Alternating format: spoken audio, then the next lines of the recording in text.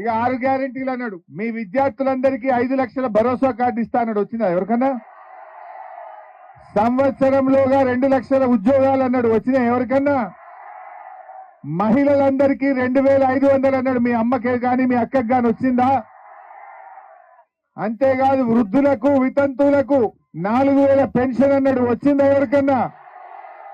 అంటే 6 గ్యారెంటీల అమలులో రేవంత్ రెడ్డి డకౌట్ అయిండు. డకౌట్. 6 గ్యారెంటీలో ఏం అమలు చేయలే. రైతులకు రుణమాఫీ చేయలే, రైతులకు 15,000 రైతు భరోసా ఇవ్వలే, విద్యార్థులకు 5 లక్షల భరోసా కార్డు రాలేదు. మరి ఏ ఒక్కటి కూడా అమలు చేయలేదు. ఇక స్కాలర్షిప్ల 0 గుండు సున్నా.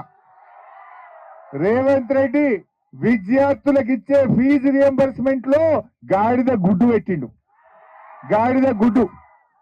అరే నువ్వు సంవత్సరం అయింది ముఖ్యమంత్రి రేవంత్ రెడ్డి, మా విద్యార్థులకు 1 రూపాయి అన్న ఫీజు రియంబర్స్మెంట్ ఇచ్చినవా అని నేను అడుగుతా ఉన్నా.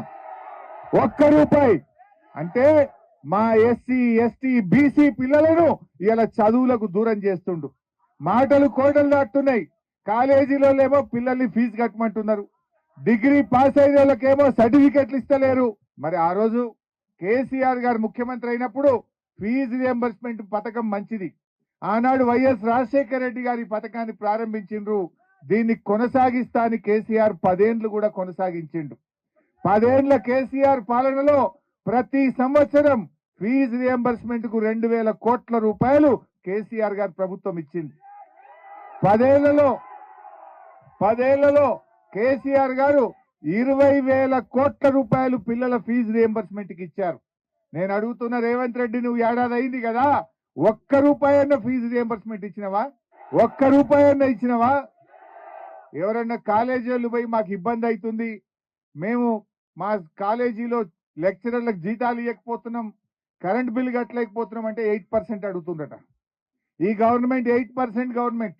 ఎవరికి బిల్లు రావాలన్నా 8% ఇస్తేనే బిల్లు వస్తుందట.